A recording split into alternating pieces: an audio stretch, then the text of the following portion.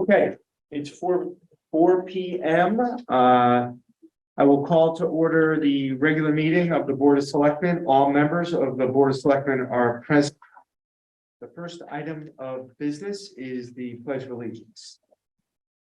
I pledge allegiance to the flag of the United States of America, to the republic for which it stands, one nation, under God, indivisible, with liberty and justice for all. Thank you. I know we have basically one item of business on the agenda tonight, at which I anticipate there'll be some comments. Are there any other public comments at this time? So what I'll probably do, because we have people here, but not so many people that we can't hear from everybody, is probably allow people to talk during that business item. If the board is okay with that. I mean, kind of makes sense. That way you don't have to make your public comments now and then the item of business gets discussed. And so I'm happy to run it that way. As long as everybody is respectful of time and civility rules. You know, we like to have conversation here. We can differ, we can agree to disagree. So other than that, are there comments from the public? You're more than welcome to comment on anything you'd like, including this item right now also. Okay. And again, if it concerns item 6 on the agenda, I won't preclude you from speaking at that time, or the board will not. Comments from the selectmen. Scott, anything in particular? I don't have any comments presently. Matt? It was just part of the kickoff call for the Camoins study out for the Mariners Way area. So I'm excited that we're getting that project moving and happy to be included as part of that. And then Carl, Yep. I've been copied on some emails regarding the camera situation with vehicles. So I just hope that we can add that as an agenda item. We can, and I am happy to, I mean, just very briefly, those, the fire marshal and the building official don't care to have them in their vehicles, as you've seen. The town certainly has every right to have them in the vehicle, and they're in public works vehicles too. They're dual facing cameras, as you know. They are in there primarily for safety purposes.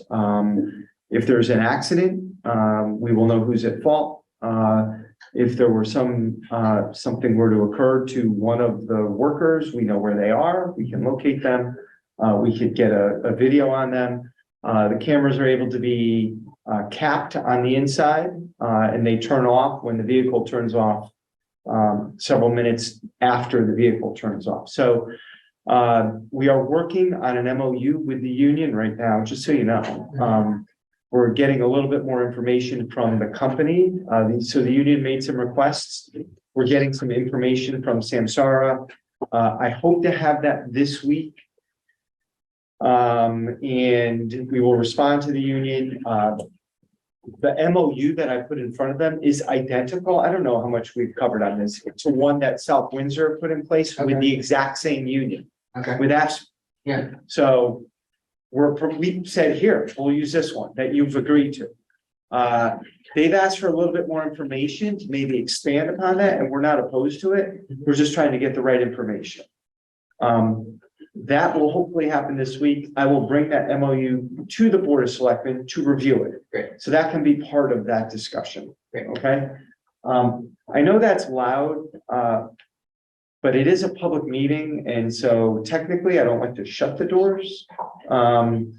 If you don't, I know you did good work, Megan, believe me. I just don't want someone to come and say, oh, it's a closed meeting, where's the meeting, and walk out. Anyway, anything else, Matt? No, that's it. Thank you. And my only comments before we move on to the agenda item, or another agenda item, is we've also been copied on memos from the police chief to the police commission, Board of Selectmen, and I think some others in town, maybe the finance director, about officer retention. The police commission met last night. I know I was just in the same meeting with you, Matt, at the Camoin meeting. The video of last night's meeting just went up within the last hour or two. While we were in the meeting, the police chief sent me a letter, a recommendation from the police commission to me, which I will then share with the Board of Selectmen, of course. With regard to some actuarial studies as to if we did this, what would be the cost? Some of them are immediate pay related, some of them are pension related. So anyway, so those are some of the things that I know have crossed all our emails in the last 2 weeks or so. I also have some other thoughts on that, which since it's so preliminary, I don't think we need to do a deep dive on that in this meeting, but maybe at the next meeting or in a meeting soon to come, we will do that. Go a little deeper on that. So, but I will share with you what the police chief sent me about 30 minutes ago. I'll send that when I get out of this meeting. And we can talk about it at our next meeting. That sounds great. Okay. Okay, I don't want to shut anyone down here. So are we good to move on? Okay. Item number 5 is approval of the minutes for Selectmen meeting July 11, 2023. I'll make a motion to approve. Is there a second? Second. Any comments? I meet everybody's expectations on those minutes. Hearing no other changes or comments. All those in favor signify by saying aye. Aye. Aye. Thank you. We'll move right on to business before the board. Item number 6, petition for referendum, special tax district, the Cove at Saybrook Manor. We do have 2 folks on the line. There's 2 people listening virtually, Alexandria Nordstrom and Daniel Chappell. If you choose to comment at any point during this meeting, please raise your hand and we will acknowledge you. But we'll come back to you in a little bit, but I just want you to be aware of the procedure. With us today, we have Town Council Michael Cronin sitting at the table with us to advise the Board of Selectmen on this. I will say that I've never done this in 12 years. So, I just want to make sure that whatever is done today certainly follows all the proper procedures. So Attorney Cronin, I'm going to ask you just generally to fill in the board as to what is before us and maybe give us some road how to proceed here. All right, the enabling statute to set up a political subdivision of the town is set forth in section 7(3)25 of the general statutes. And that sets up who the procedures involved, and there's a step-by-step to adopt the budget, adopt the district and also the district rules. The first is a petition of 15 or more voters have to be filed with the Board of Selectmen. And that is the first step in the process. And I believe that the organizers here are prepared to file that petition today, right now. Right. That's Do all. you have a petition? I do. Yeah. So I'm Joanne Green and I'm on the Board of Governors for Saybrook Manor Cove. We do have a petition with nearly 60 names on it. I wasn't sure how much you needed today. Is it just the petition to get it started? Do you also need the map and the voter list along with it today? Yes. You do. So in view of that, I was on the phone with our attorney, Jeffrey Londrigan, earlier. I came prepared with all of that, but something came up today that we were unaware of. Apparently, there are some people in the proposed district who have an attorney representing them that contacted our attorney. Yeah. And they've raised some concerns. Our attorney has asked whether or not it's possible to postpone this process till your next meeting, to table it to the next meeting. I'm not sure when that is. That was my first. Well, typically we meet every 2 weeks. The meeting time alternates, so the next meeting would be, it's gonna be in August. I'm not sure what the date is. I can look on my phone 2 weeks from today on a Tuesday at 8:30 in the morning. Okay. And then 2 weeks from then, we'll meet at 4 PM in the afternoon. Okay. So So 8:30 in the morning, 2 weeks from today. if, I mean, you can file the petition that day or before then, and it will go on that meeting. Or Yeah. you can wait until the next meeting if you chose. We'll do whatever works the best for the board. So Mike, is it more than the petition? Does she, so everything needs to be filed, a voter At the list? same time, Oh, not a voter list. It's a petition I haven't had, and the description and the map as to showing the areas proposed for that. apparently Attorney Cronin, the map is the issue as to which properties are going to be included and not included. So it almost seems probably likely that it might be best to postpone to the next meeting so that we can meet with our Definitely. attorney and the Yeah. board. Definitely, if you're gonna change the map, if that's an incomplete, I should say we're gonna change the map. I would say that's an incomplete. It's something we need to discuss, I guess, is where we're at. So I would say, so. Yeah, if you don't have the Attorney map, I Laundrie can't suggested imagine we you can delay. go forward. Now, I want to report, Attorney Longigan, Mhm. there was some question about voting and interpreting the statute. I told him I would be prepared at this meeting to respond to that. Okay, And we were in agreement, what I'm going to present to the commission is in agreement with what your counsel and I discussed. Okay, yeah, I also got a call from Megan from Comedy in Torrance. That's Megan Miles, Mike. That's Attorney Miles. That's there, okay. Yeah, it's I didn't know you were gonna be there. And there was some question about eligibility to vote, and she supplied me with a couple of citations that I have reviewed and whatnot. So I was aware that there was, right. And Possibly Attorney some Lockwood controversy. mentioned that to me in an email. And that's one of the reasons he's suggesting we ask for the 2 weeks. Right. okay. So, could you update the board on some of this, like some of these conversations and some of the issues that are?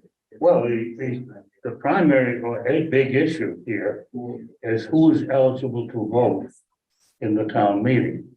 I mean, a town meeting, anybody with property in the town valued more than $1,000 on the last completed grand list, jointly or severally, can participate and vote at a town meeting. And anybody who is an elector can vote in the town meeting, okay? Does that mean that the people that elect in the town meeting are the same people that have to vote or can vote on this petition? The answer is no. And that's a couple of reasons. First of all, the people who are involved or who are voters under the statute have to be a resident within the district itself. They have to be a resident of that district. And they have to be either an elector, which means they will be enrolled as an elector in the town, or they would have to be over 18 years of age and have property assessed in their individual name for $1,000 or more. But according to this case law, they also have to be a resident of the district. So you have to be a resident. Have to be a resident. So whereas, and you might have an instance here where people own vacant lots, they may own a commercial business, and whatnot, and that person would not be a voter. Or you could be the owner of a house in the district that rents the house. And you no longer live in the district. And you would not be allowed to vote? Well, that's a question. And it's a very good question for this reason. We had an issue like that about 25 years ago. And who could qualify to hold an office in the town? And that person, and it was not, to hold office, you have to be a voter. And you had to be an elector or voter, quote, voter. And it was determined that this person had rented a home up in West Hartford, sent his kids to the West Hartford Public Schools, but still continued to own property here in Old Saybrook and had rented it out on a long-term lease. And the voting commission said that person was qualified to vote Qualified to vote. at a town meeting. In Old Saybrook. But that person would not be qualified to vote in a municipal election for mayor or for selectmen because they're a resident of a different town, but they'd be allowed to vote on other items of Right, like money items. you right, know, money, yeah. That is an issue here. There's no question about what you have to be in, but it would appear that the case law in this case, would like to give an opportunity to pursue this further. Would indicate what is a resident for the purpose of this statute. Okay, What is a resident? go ahead, Joy. Yes, thank you. I have a question because we had, we were under the impression from what Attorney Londrigan had researched that, and I think you said this, I just want to confirm it in my mind, that you either had to be a registered voter in Old Saybrook, also living within the mapped out district that we're proposing, or be on a deed and over the age of 18 on a property in that district. Is that correct? Even though you don't live there necessarily. Even though you don't live there, as long as you owned property and were on a deed for property in that district, because that was the information we were also given by Fenwood Association, who went through this process in 1993. Things could have changed since then, but that's how they did it. That's who voted in their referendum. Well, Megan this morning supplied me with a case, or yesterday, supplied me with a case that held just the opposite of that. Say that you had to be a resident of the district. A resident of the district. So that has to be your official mailing address, in other words. Like, you have to live there. And Now, there's no question that you have to be a resident. There may be a question about what is a resident, Mhm. but you have to be a resident. So, if you don't mind, I'd like to call on Attorney Miles. We said we would open it up and, yeah, go ahead. So yes, I heard my name mentioned a couple times, so here's so I'm attorney Megan Miles. I'm a land use attorney with Carmody Torrance, Sandak in Tennessee. My firm represents Jackie and Chuck Appleby. They are members of Appleby Holdings LLC, which owns 13 parcels proposed in the latest iteration of the district we saw. So they're contemplated to be part of the new tax district. Their 13 parcels are predominantly marshland. They're not developed, and they strongly object to be including within this new tax district. They have their own beach, they have their own dock. So for myriad of reasons, they don't want to be within the district. So they hired my firm to assist with actually opposing the creation of the district.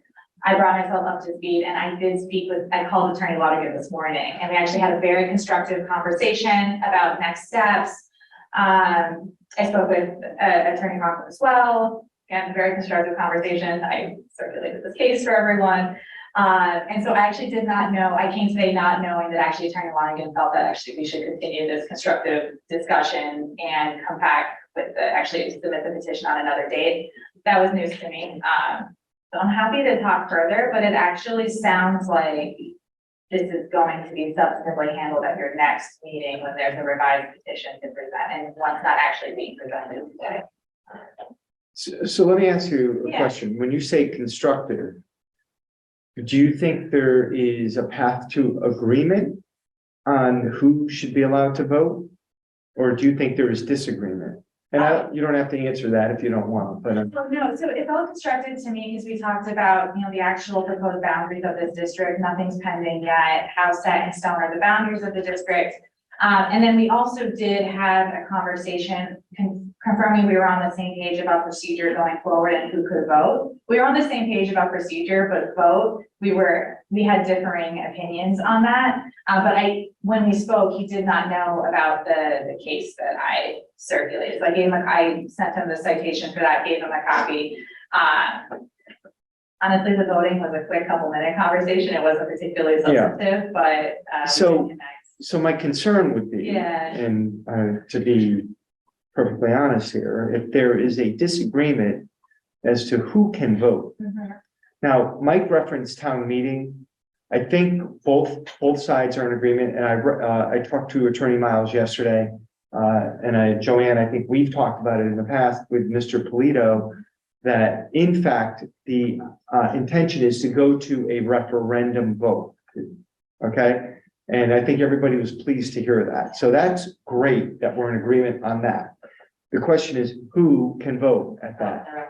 So I guess my concern would be, you present a petition at the next meeting.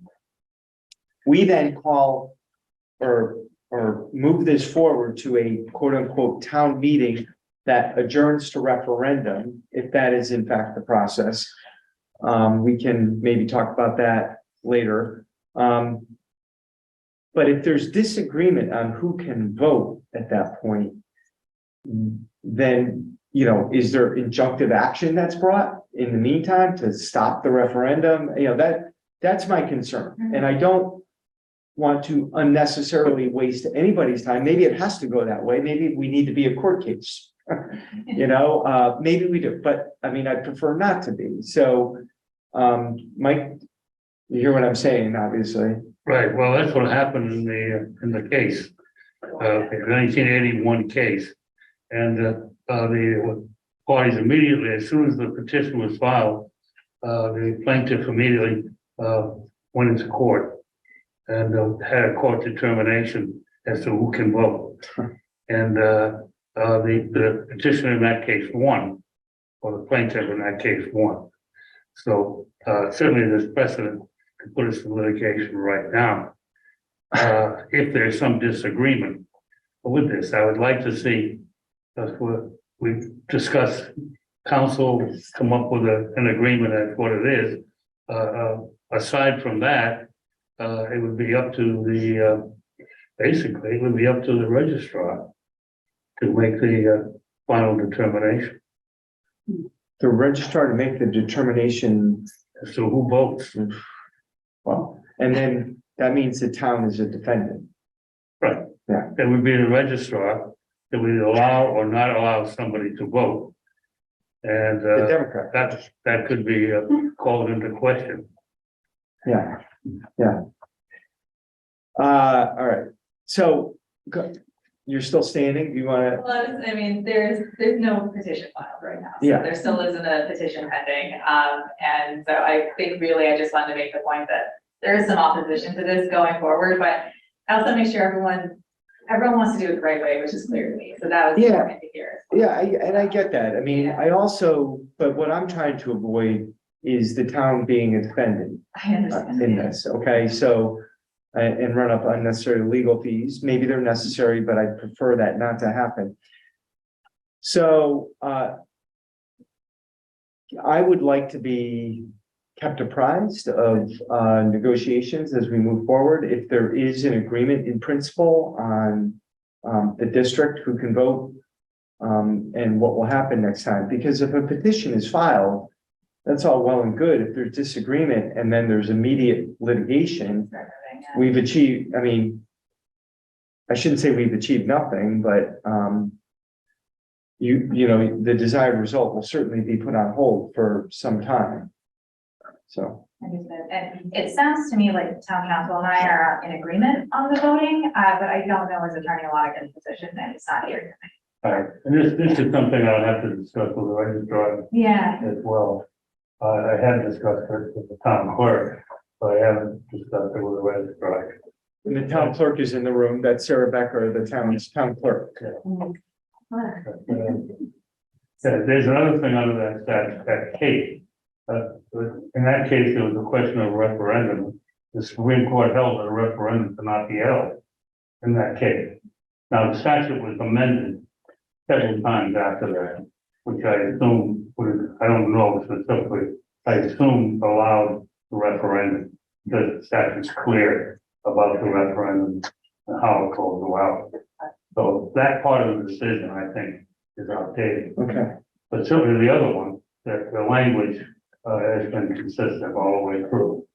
and that would be, Mike, that a resident of the district. So that would be an elector and a resident become the same. Right. They are one and the same for purposes, I mean, this is one side. I'm not saying it's that an elector and a resident are the same, and that means that the only people who can vote are the ones who, A, have a permanent residence in It just says resident, residence, residing within the the district. And I would interpret that, you know, without going through a lot of other interpretations, that if somebody has a cottage down there that they rent out, certainly that would apply in this case. There are many people that own cottages, they come down and they spend most of the summer here, Right. or they may rent it occasionally to help. If that person wanted to vote, I would say that that is a resident that would qualify under the statute. That would fit under the impression we had when we circulated the petition. It was circulated to people that own property in this district, or that are registered voters in the town of Old Saybrook living in the district. right? But if you had a case that somebody owned a lot, a lot with no house on it, I would say they could not vote. And that's important for Even us though to know. even though they have $1,000 and everything else, I would say the statute should be interpreted that they cannot vote because they do not reside within the district.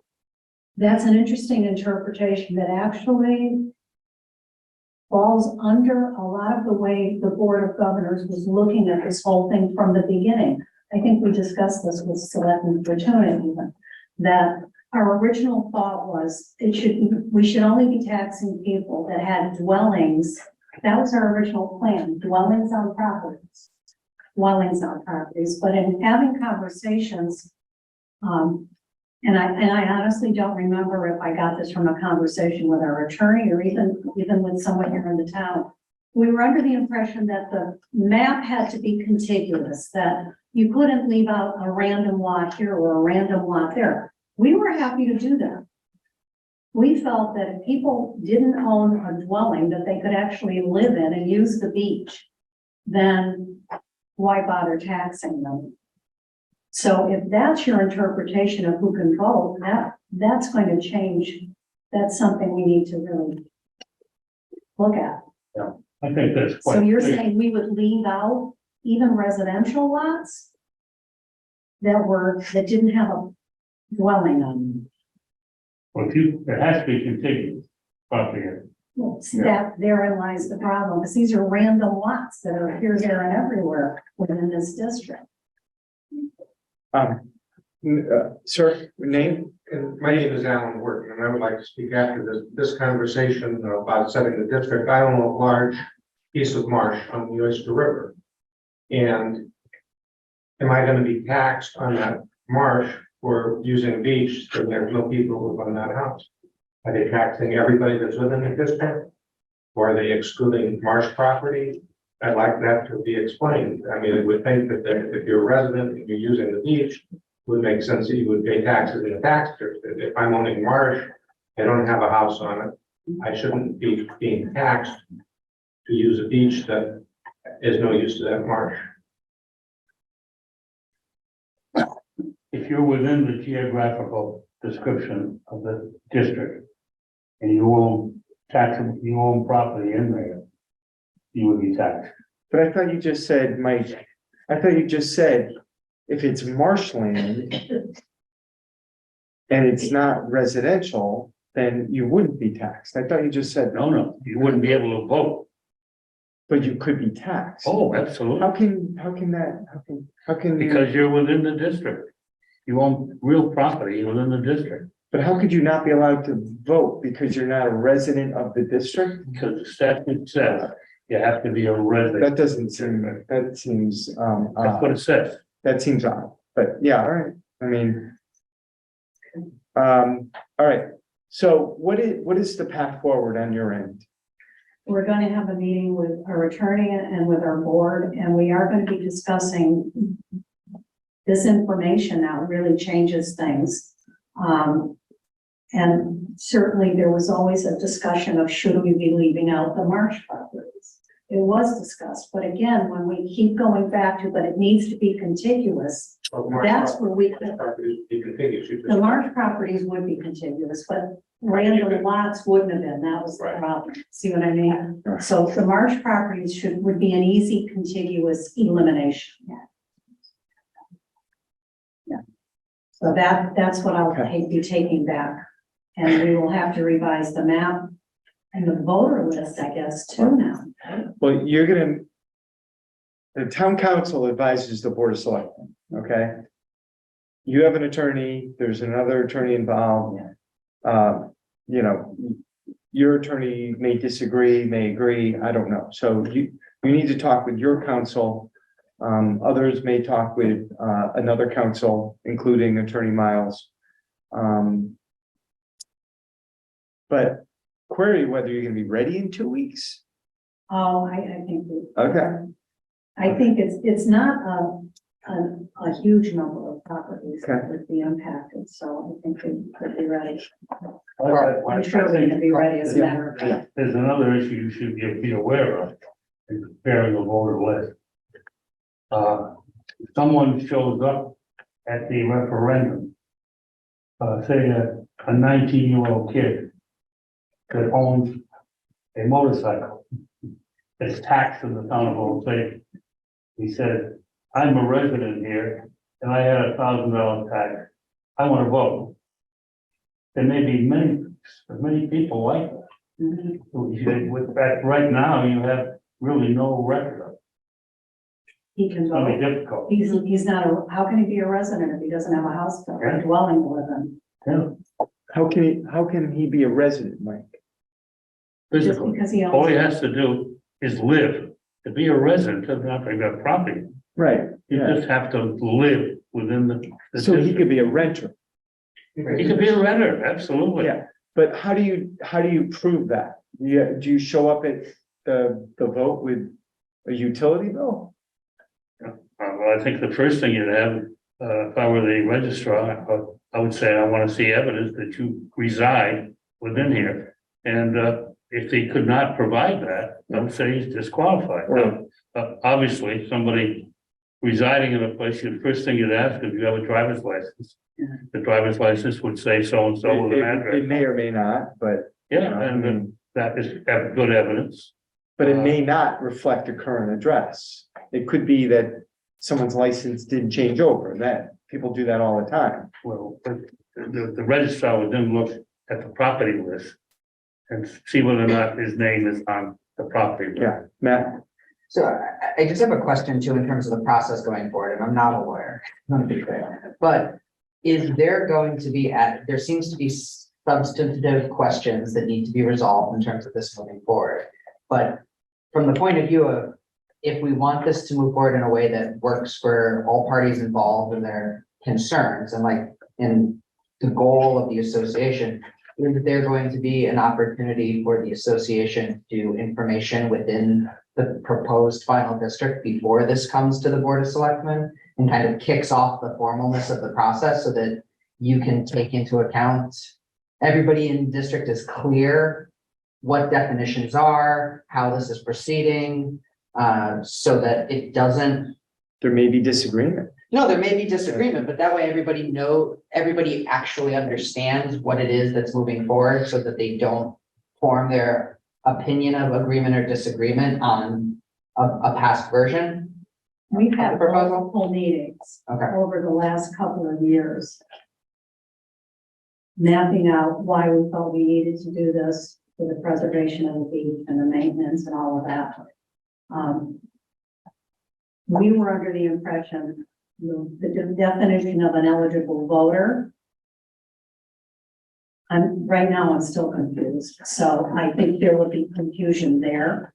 Yes, but whether or not people agree with the tax district or not, frankly, has more been a money issue than anything else. I haven't never paid to maintain the beach for 50 years, and why should I start paying now? I don't want to. And it's been roughly half the people in the district that pay to maintain this as volunteers and out of the generosity of their souls. And that's been it. But with coastal resilience being a problem and the issues we're all running up against, and Selectman Fortuna knows that I'm on the Coastal Resilience Committee, the coalition. We just can't keep going along like this without having a plan, a financial budget, or financial plan. So to answer, I guess that's a long way to answer. We have been giving out information for the last 3 years on this. Newsletters, meetings, as to why we feel we need to be a tax district. The only question I now have is who actually gets to vote in this? Yeah, I mean, so I guess, and thank you And I for think that. it's the only question that anyone else might have is who gets to vote on this. Well, and I mean, and following up from what I've been listening to, I would think that there's two major pieces going forward, who is getting to vote and what the actual map is, which also reflects who gets to Yeah. vote. But this definition of who a voter is, I think once that is solidified, it's important to go back out and make sure that the people engaged are the right people to be in the conversation and they're aware. But isn't that part of the process in us submitting the map and the petition, and then it's noticed to everybody? Because the petition is the start of this, isn't It is. It is. We have almost 60 people Yeah. saying, yes, we want No, this. the petition is the start, and, go ahead, Attorney Miles. I just wanted to clarify one point, and I did not say this initially. So my clients own property in the proposed district, but they are not a part of the association. So there are proposed, in the latest iteration of the district, there are a number of parcels that are proposed to be within the tax district, but are not a part of the actual owners association. And so I think that there's some frustration in their frequent communication with members of the association, but not properties that are being roped in outside the association. But if I could respond to Yes, that, of we've course. had open meetings, more than one, for everyone in the neighborhood to come to. And we have sent newsletters out to the entire neighborhood, not just the association, about becoming a tax district. Okay, so I have a question. So let's say we come to agreement on the map and who votes. A petition is filed. What happens next? The Board of Selectmen has 30 days to set up what would normally be a meeting, a town meeting. Town meeting. So do we notice that town meeting? Yes, We do. we do. Okay, so not the proposed We district. notice it, just So, like a town meeting. okay, so I'll notice a town meeting. So there would be a call. We have to do a call of the town That's right. meeting. That's right. All right, so a call of a town meeting that we would then vote to adjourn to referendum. Well, that, when that is filed, to get a referendum vote, actually it's a vote on the voting machines. Yes, To get a referendum vote, you have to have a petition signed by a minimum of 200 people or 10% of the people eligible to vote in the thing, and that automatically, but you go to the first meeting, and then you adjourn that meeting to vote on the voting machines. And the Board of Selectmen has the right at any time after the following final petition to make an order or issue an order that the vote would be on the voting machines. In other words, a referendum. You can do that anytime and even at the meeting itself. So let me ask, can we? All right, so petition is filed. When a petition is filed, I generally, I mean, I could, but I probably would not have a call of a town meeting ready to go that meeting. Because what if the petition doesn't go forward that day? Why would I have a call ready? So to follow process, what we've typically done is you would file a petition, presumably in 2 weeks. 2 weeks after that, we would call a meeting. I would put a call of a town meeting. Is it a town meeting? What is it? I don't even know what it is. Call of a town meeting? Waiting for the purpose of Yeah, for establishing this. a district. So we would, so 2 weeks after that, second meeting in August. Put it on the agenda, call of a town meeting with regard to the Cove. And in that call, could we say which meeting shall adjourn to referendum? Can we say it in the call? Well, under the statute, it says you call a town meeting within 30 days. Then it says under the petition or the decision of the board to hold a referendum on that. It says the referendum shall be held not less than 7, no more than 10 or 15 days. After the board makes that decision. So that's one of the confusing attitudes of the statute, because if you made a decision to submit it to referendum at the same time that you noticed the town meeting, you'd have to hold Yeah, a all right. referendum before the meeting. And that is not So at the town meeting, the town meeting agenda should be discussion of the Right. taxing district. Item number 2 should be whether to move this item to referendum. Right. And that is not a decision of the town meeting, it's a decision of the Board of Selectmen that we could do at the town meeting, You could do it at the town meeting, you could do it at a regular Board of meeting, Selectmen Board meeting of Selectmen's prior meeting to it, okay, prior to that. yeah, maybe we, Or a petition, you said, or a petition of 200 people would automatically make it a referendum. no, That's what I heard. Well, Okay. they have the right to submit If they that. submit a second petition, not the, I was just gonna ask that. that's what I heard. Do we need a second petition? Because I know it has to be either 200 or No, 10% of all the voters, whichever is less. Well, Need to get 200. That would be about 15 people. if you feel confident that the Board of Selectmen is going to do that and not change its mind between the time that you began, I that'd be think, fine. I think this is probably not an issue that we need to discuss. It sounds like the parties, those who are for this and those who may oppose this are in agreement that it should go to referendum. That's what it sounds like to me.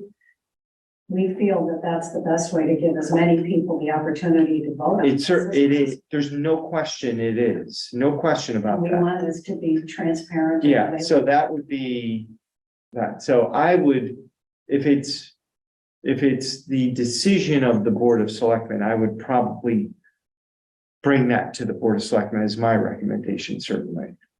Because it always is the most transparent way to do business. So, okay, got it. Clear as. Okay, now, as you probably are fully aware, majority vote doesn't win.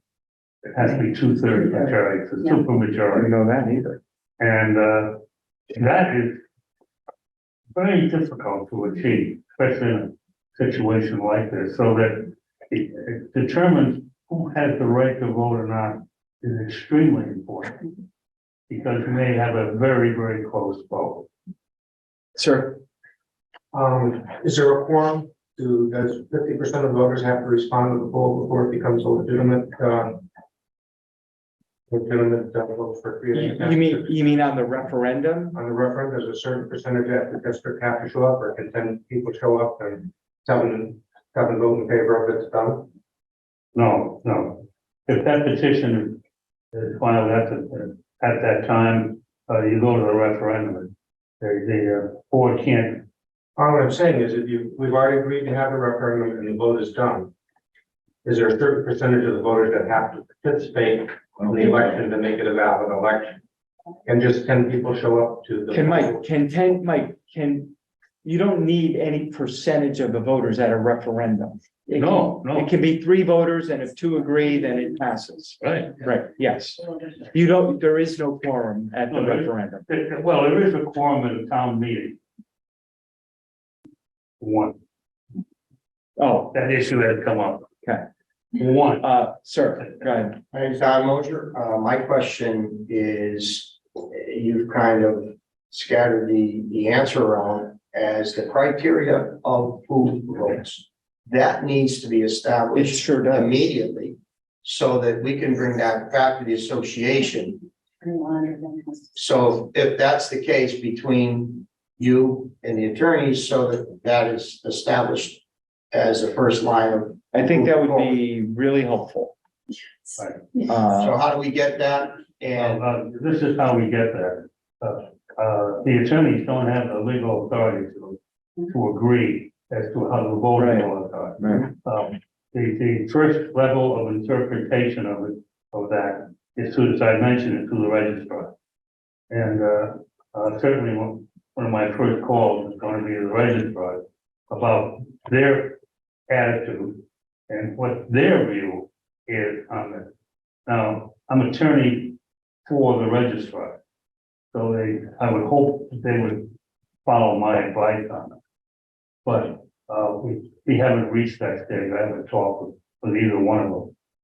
But that has to be, certainly, everyone has an agreement for that going in. That takes a big issue out of the picture. So we try to do that. All right, There are several categories of electors, and maybe we can ask the attorney just to look at them individually and might make it a little easier. If you have property in the district, are you only allowed one vote in a referendum? No. This property is owned by 10 people. They all live in the same house or a big family and then over a certain age. Absolutely. Each one has a right to vote. How about if you own 2 properties, are you entitled to have 2 votes? No, Okay, that was my question. this is not, you do have that in certain types of voting. One comes to mind with the historic district. If you want to do a calculation, it's done by voting by property. But this is not that, it's by voters. So the second question, if you're on the deed to the property and pay taxes, so jointly are you entitled to vote in the district? Yeah, if a couple owns the property, 2 people, each can vote. They have a family of 3 children who are over 18 years of age. By the way, there's one more qualification. Yeah, you have to be an American citizen to be an elector. But to vote here, you also have to be an American citizen. You have to be an American citizen over 18, residing in the district. so Mike, it sounds like your interpretation of a resident is what's going to move us forward. Oh, yeah.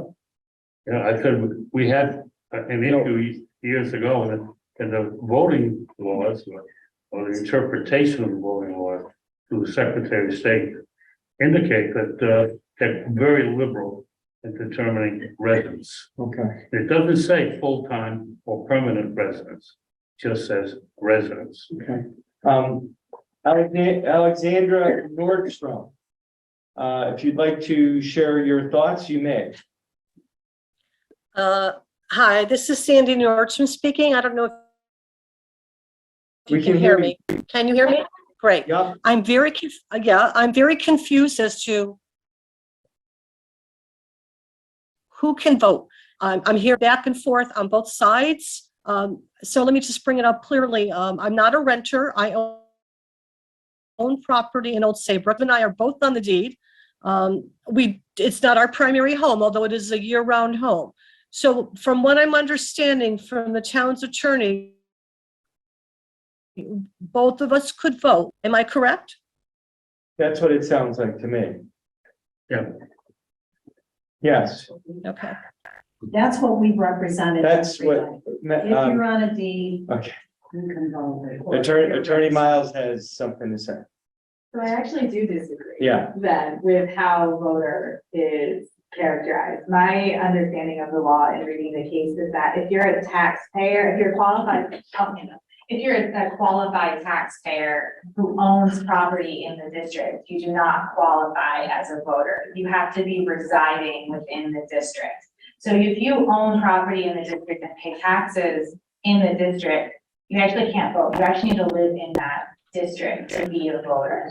So that's my understanding of the. So we with- actually do still have this. By that reasoning though, Yeah, that means you own a house, but you get taxed, but you have no vote? exactly. Well, a lot of people have their second home in Old Saybrook. So Right. it's a situation where you're actually registered to vote in another No, town. I understand You're that. not a resident of Old But Saybrook. typically on issues that involve money, that is true when you're voting for a person, but not when you're voting on money issues. And this is essentially the formation of a district, And which would seem to me, logically to me, if I own a house and I live in another town, if I own a house in this code district, I should be able to vote yes or no as to whether I want my house taxed. I don't disagree with Yeah. you. I think the case is rooted in the situation where someone has their second home in Old Saybrook and they're actually not expected to vote in public elections or things like that, because they're registered to vote in another town. And so I think they're tapping into that situation, whereas a typical Old Saybrook registered voter can show up and vote in the referendum and not anyone who is a taxpayer. So on our budget, Yeah, if you own a second home here, you can vote. Yeah. It's because you own more than $1,000 worth of property. Right, you don't have to be a resident. But you can't vote, you cannot vote in the municipal election for the three of us in November. so the statute though says to actually vote to create the district, you have to reside in the district. And the case says that being a qualified taxpayer isn't sufficient, you actually Okay. have to live All right. there. Yeah, And is living there one. Excuse me, but attorney was saying, I'm sorry, I don't know the attorney's name for the town, but he was saying you don't have to be a full-time person residing in Old Saybrook. Now, I Well- know in the past 20, 25 years, my husband and I have come down and voted for things that were financial, but not political. So that's how it's been applied in the past. So that's where my understanding is that because we have a home in the district that you're talking about being taxed, we would be allowed to vote in this referendum.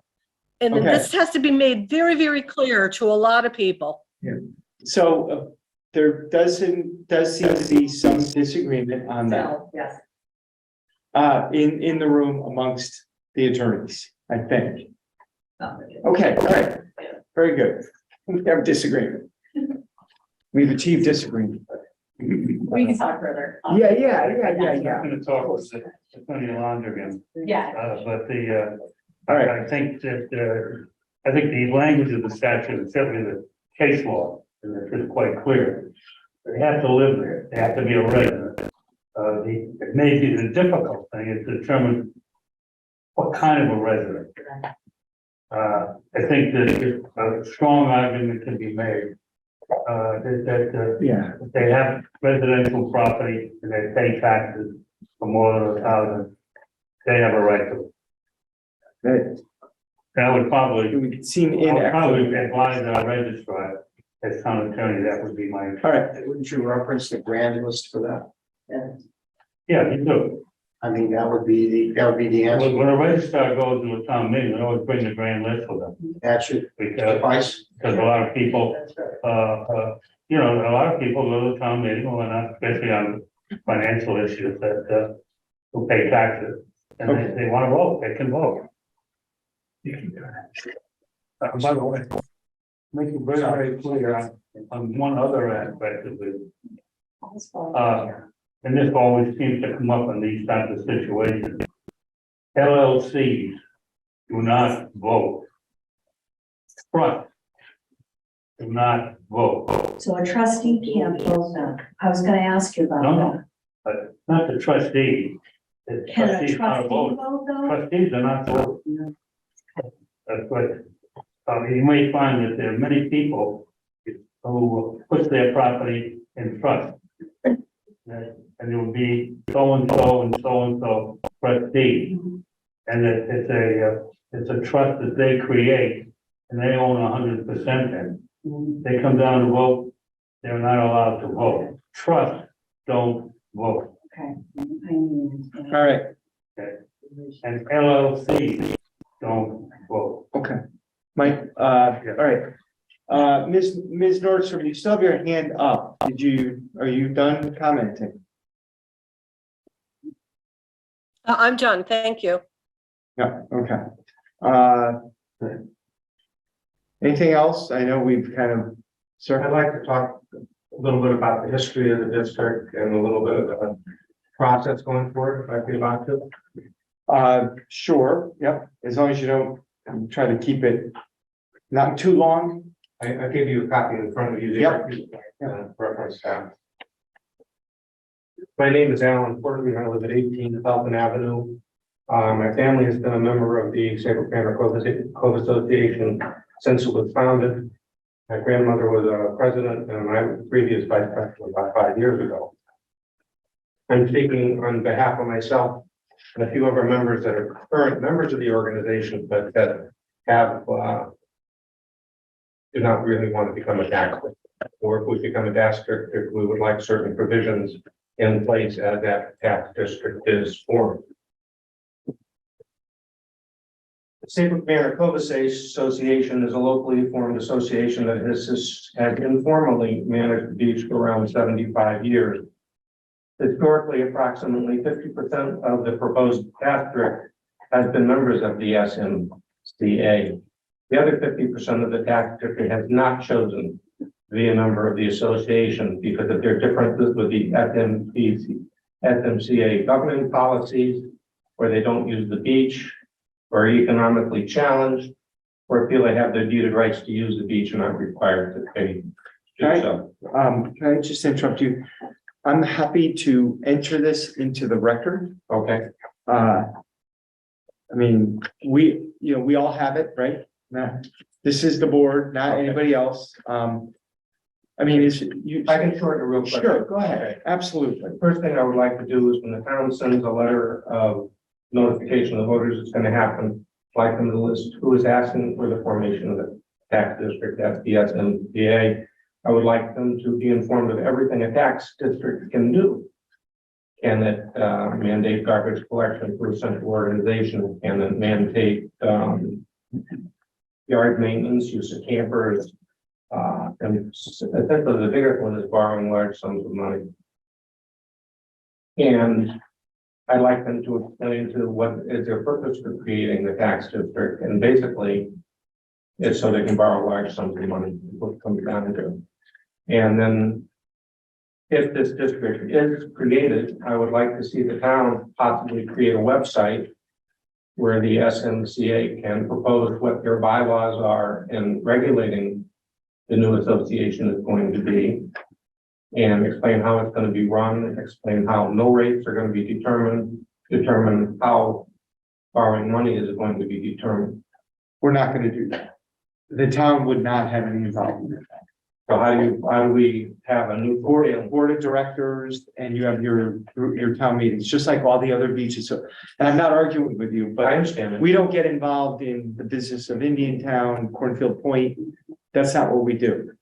We have our own town to do. They are their separate taxing districts. They have boards of directors. They function however they function, some better than others. Can we ask the town to sponsor a website where people can comment on? We will not be doing a website on this, no. I don't mean to, it's not unusual that we wouldn't be, we don't do it for special requests necessarily, Okay. so. But, and so to address a little bit of your question, when we notice a town meeting and whoever we send it to, and your point is well taken that it needs to go to make sure we cover everybody who needs to get it. At that meeting is the time to ask some of the questions you're asking. You know, who's going to be on the board of directors? How are we going to elect a board of directors? That's a good time to start asking. So this is, when is, That would be after the petition is given here, assuming we receive a petition in 2 weeks, and then the board of selectmen then calls a meeting, not a referendum, before the referendum. okay, It would be a meeting of the folks from your district. okay, And that would be a good time to ask a lot of the questions you're asking. okay. Could I ask you to, if I am not here to present this at that meeting for me? I'd probably, I'm probably not going to be the right person to do that. Could I entrust it to attorney? There's no one else you can entrust it to in your, Oh, I'm not sure. I'm going back to work in September, in the middle of August, and I'm not sure when your meetings are, what time they are, when I teach them. They're very strict about, taking time off. yes, so if you submit something to the town meeting, I see no reason why it wouldn't be entered at the town meeting. It's a public forum. It would be appropriate that a town meeting for something like this is held at, at 6 PM or 7 PM. It would be held in a time that's clearly able for everybody to be able to Yes, attend. it'll be a nighttime meeting. Okay, so the next thing we have to do is we have to agree on accepting the petition and determining who can vote, determining the right map. And then when is this next town meeting going to be after that? We'll call it we will determine that at our next meeting. After we receive the It petition, has to be within, did he say 30 days? 30 days, yeah, within 30 days. Within 30 days of the next Board of Selectmen meeting, Okay, thank you. okay? Thank you, sir.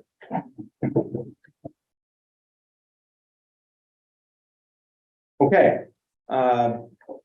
any further business on this? Thank you all for being here, and I will have our town attorney do a little bit more research. Does the board have any questions they need to engage in right now, or? Not right now. I have some questions, based on this and just operations, but I think. Okay. Her hand was down and she did re-raise it. Okay, see if she wants to talk. Ms. Nordstrom, are you looking to speak again?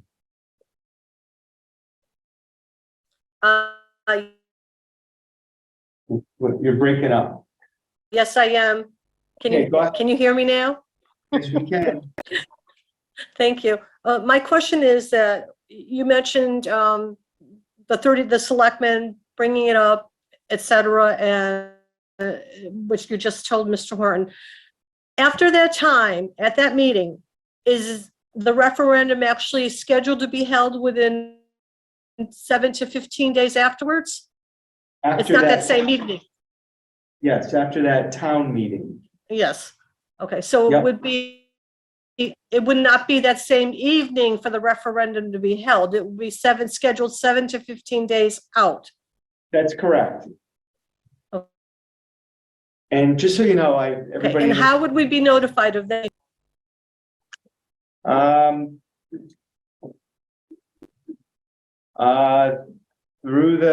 Well, first of all, we have to publish it in a newspaper, and we would try to reach out with the assistance of all the folks here to get,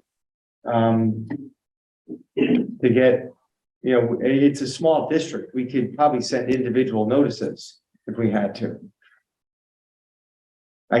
I don't know exactly how that will be noticed, but we will notice it certainly the way we have to notice it under the state laws, but we could try to do additional outreach in terms of perhaps a mailing notification also. Okay, my last question is if we're unable to attend the referendum the day that it actually happens, are you accepting proxy votes? Would it be legal? No, not proxy, but I don't know that there will be absentee Absentee ballots. votes? There will be absentee ballots, Great. okay? If it's within. Thank you. very- Thank you. If it's no more than 7 to 14 days, there won't be absentee ballots. Well, then, Nailed. They could come in and. Okay. well, all right. So, I would think that this being a seasonal community and people being on vacation or possibly renting cottages and not being down, that maybe ought to be enough time that people could call in and request an absentee ballot to be mailed to them. So set that, but if we need to call the referendum 7 to 14 days after the town meeting, that does not give a lot of time And for, we can't mail them. we You can't, have to come in, you have to. you'll have to pick them up if you, at the town clerk's office and fill it out right then and there, or Yeah, mail, yeah, they have the ballot right there. if you can't make the referendum.